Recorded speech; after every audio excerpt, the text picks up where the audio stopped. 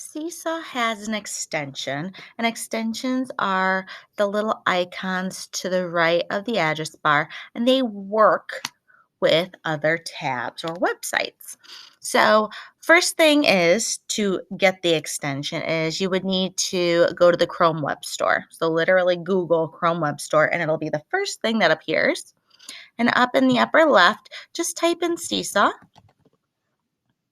And then you're going to have a button that says Add to Chrome and click that and add that extension. You should see it up here.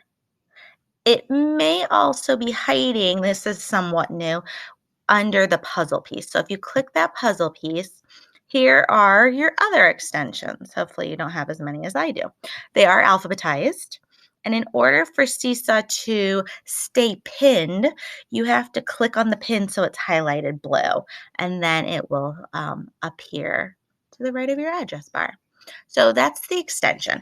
What it does is it allows you and your students, if they are posting student work or you're creating a template for your students to complete, it allows them to take like snapshots, and it'll automatically add that snapshot to a page in Seesaw. So let's just say I want to take a snapshot of part of this. So I'm going to click on the extension. I'm going to say capture selected area, because if I say capture visible area, it's going to be all of this. And there's a lot of extra junk. So I'm going to do capture selected area. And then I'm going to drag what I want to appear in Seesaw. Let go. And now it's going to be in my Seesaw, and I was just making a student post, and I can resize it and do whatever I need to. So now let's say I want to add more pages to my post or my student template if I were making an activity.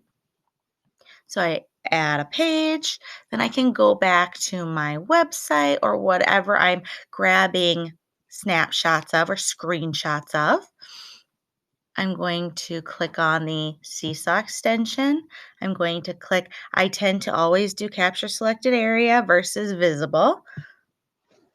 I'm going to select only the part of the page or the screen that I want visible in my post or in my student template.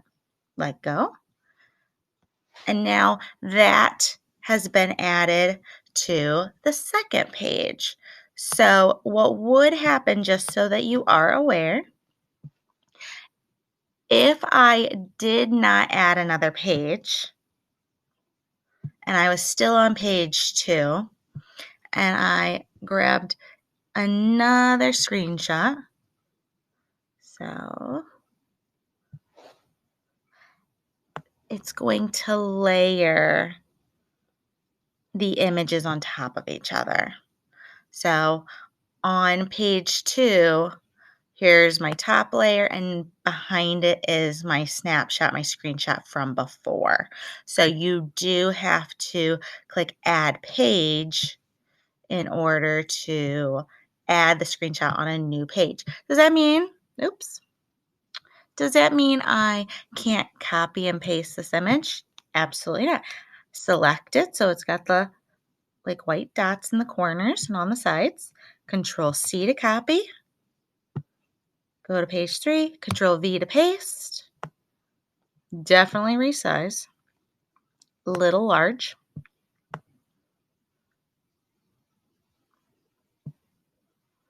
And I can continue to resize if I need to. There we go. And then go back to page 2 and delete that layer. Oh, darn pen or pencil.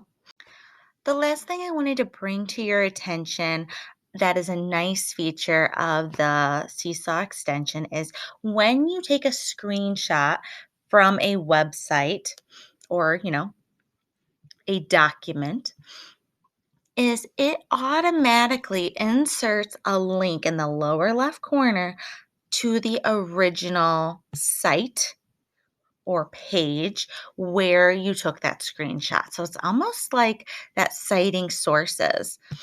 And so you could even, if you were teaching your students, digital citizenship, giving credit to those that created it, in the caption, you could provide the name of the website or whoever created it.